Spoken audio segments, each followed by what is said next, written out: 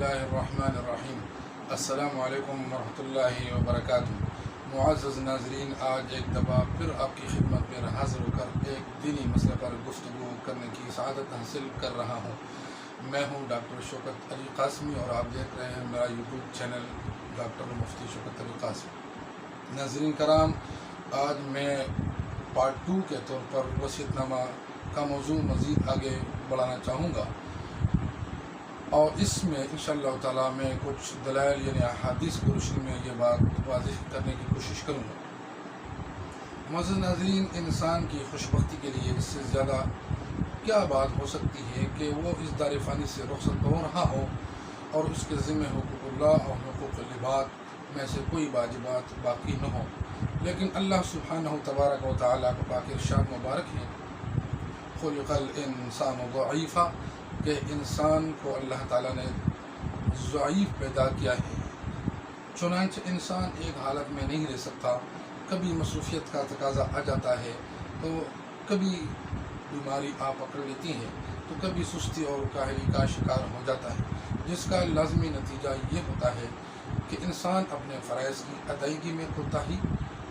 ہو بیٹھ جاتا ہے، اس سے نماز قضا ہو جاتی ہے، کبھی زکوٰۃ نہیں دے پاتا اور کبھی روزوں میں کمزوری دکھا دیتا ہے، اور کبھی حج جیسے عظیم عبادت کی ادائیگی سے بھی قاصر رہ جاتا ہے۔ ایک مسلمان کو سب سے پہلے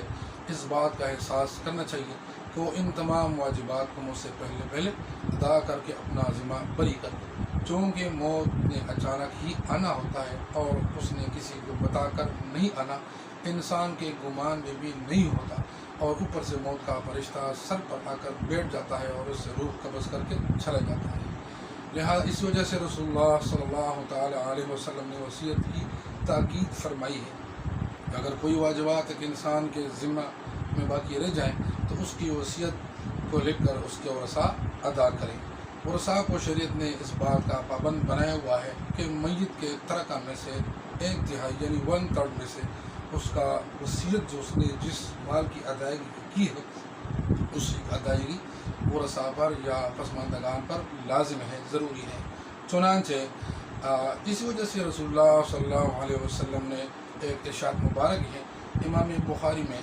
حضرت عبداللہ بن عمر رضی اللہ تعالیٰ عنہ کی ایک روایت ہے کہ نبی کریم صلی اللہ تعالیٰ علیہ وسلم نے ارشاد فرمایا کہ کسی مسلمان کو یہ حق اور یہ جائز نہیں ہے کہ کسی چیز کی وصیت کرنا اس پر ضروری ہو اور پھر بھی وہ 2 راتیں اس طرح گزارے کہ اس کی وصیت اس کے پاس لکھی ہوئی نہ ہو۔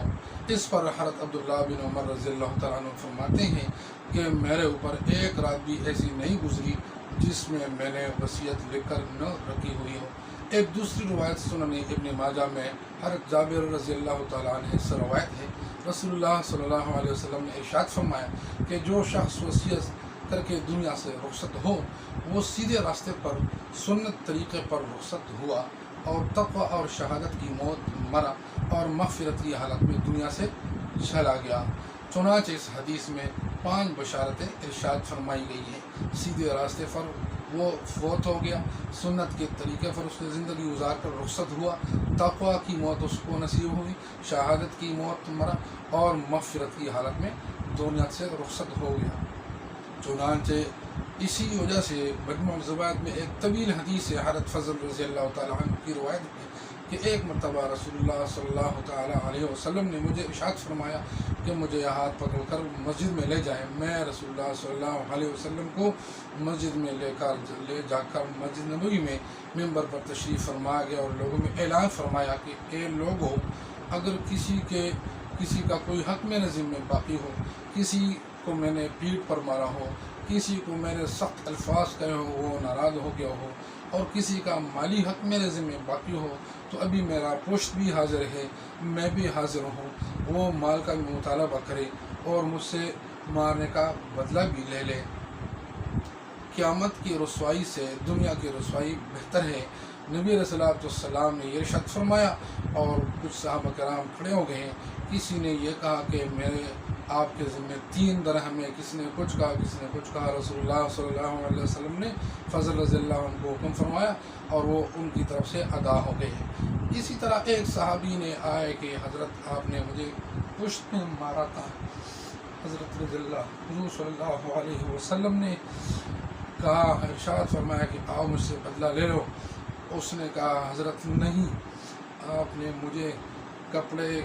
کے بغیر کمر پہ مارا تھا۔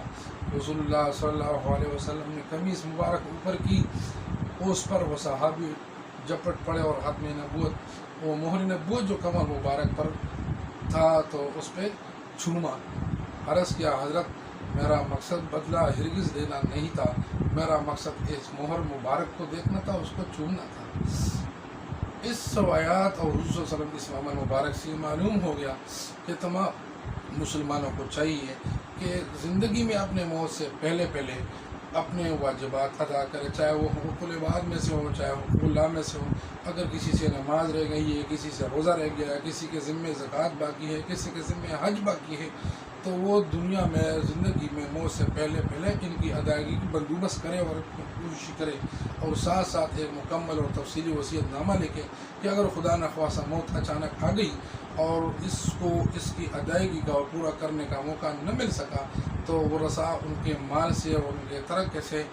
یہ واجبات ادا کرے اور اس کا ذمہ اللہ کے نزدیک فارغ ہو۔ اللہ تعالی ہمیں اور آپ سب کو ان روایات پر عمل کرنے کی توفیق عطا فرمائے۔ جتنے بھی لوازمات، واجبات، بقایا جات، مالی حقوق اللہ میں سے ہمارے ذمے ہو،